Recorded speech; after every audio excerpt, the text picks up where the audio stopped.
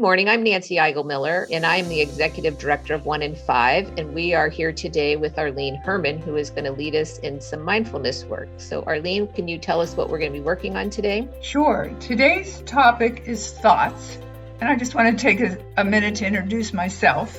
I've been practicing mindfulness for about 20 years and recently participated in a 2-year training program led by Tara Brach and Jack Kornfield. And some of the material that I'm going to present today comes from them, and it's just so valuable as they're such wonderful teachers as well. So I really hope what you'll gain today is some new information on mindfulness and thoughts. And I think this new information can help you deal with topics like stress and also becoming more aware and getting to know yourself better. So let's begin. Thoughts are those conversations we all have in our heads. And just as it's possible to direct attention to the breath and to body sensations and to sounds, we can use the same mindful, loving awareness to be directed to observe our thoughts. Thoughts are those non-stop judgments, criticism, plans, and worries. It's estimated that we have about 60,000 thoughts a day. And guess what? 90% are the same ones we had yesterday. Thoughts can be overwhelming. But one of the things that happens as you begin to pay attention to your thoughts and you notice how many are reruns, you realize a lot of it is fake news. And what becomes liberating is to begin to notice the thought process itself. When you're walking, talking with friends or family, working out,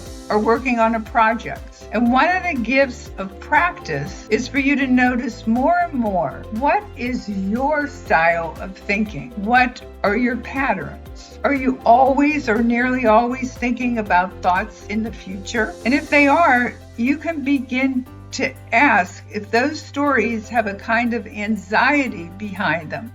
Like you're trying to manage everything, so you're always in the future and not in the present. Or perhaps they're thoughts about the past. And if they are, you might notice themes of love or guilt, nostalgia, or grief. Now, some other thoughts are thoughts of judgment, of how it's supposed to be. And we almost all have an inner judge and a jury. And this pattern can feel very burdensome because we're criticizing ourselves. It's like we've been bitten by a critical bug that won't go away. And so recognizing your patterns becomes really important. And some of the reasons that many of our thoughts are negative is because we're prone to negative thinking. Blame it on our ancestors. Our brains are very good at learning from bad experiences and very bad at learning from good experiences. According to Rick Hansen, the mind is like Velcro for negative experiences. It just sticks. And Teflon for positive ones. Those experiences just slide away. Our ancestors had to pay attention to bad things for survival. And as a result, our brain has a negativity bias. We need 5 to 10 positive experiences to stick to our brain and only one negative experience to make an imprint. So think about that. We experience something negative and it stays with us. We experiencing something positive, and because it doesn't stay with us, we need to have at least 5 or 10 positive experiences to make it stick to our brain. As Tara Brach says, it's easy to feel that something bad will happen if we don't maintain our habitual vigilance by thinking, judging, planning. Yet that's the very habit that keeps us trapped in resisting light. Only when we realize we can't hold on to anything can we begin to relax our efforts and control our experiences. So you want to avoid that pattern of just worrying, thinking you're going to keep bad things away if you start worrying, when in essence you miss an opportunity to experience light. So how can mindfulness shape your relationship with thoughts? People learn they don't have to believe their thoughts. They're virtual reality. They're not truth. We can learn to say, I am not my thoughts. And you can say thoughts are present. Yeah, they feel real, but they're not true. So there could be a good bumper sticker that says, don't believe everything you think. But still, they feel so real that you even experience them as sensations in your body. These thoughts hook us. But again, they're a virtual reality. They're a story of how we experience life, and we take them as truths. In the words of Mark Twain, I am an old man and have known a great many troubles, but most of them never happened. And I think that says it all. We live in our heads and we worry about things and they never happen, yet we give all this energy to worrying. But remember, not all thoughts are bad. Some are very useful, inventive, passionate, creative, and they keep us on track. They create much of the world, all the roads and bridges and cities and language, medicine. All these things that we live within were ideas in someone's mind. And so the mind is both creative in enormous ways as we can see the world, but the mind can also cause a great deal of stress. And those are the thoughts we're talking about today. The ones that get us into trouble because they can tell us we're unworthy. That's a message people have in their heads. They can even make us anxious, depressed, angry as well. Think about a time perhaps when you thought something was happening with another person and your anger grows, your blood pressure grows, and then it's not even a truth. Perhaps the other person wasn't even around the situation that you were getting so angry at. So our thoughts control us, but they're virtual reality, not truths. And in mindfulness, we aren't trying to eliminate thoughts. We're trying to cultivate a wise relationship to our thoughts by becoming the observer of them.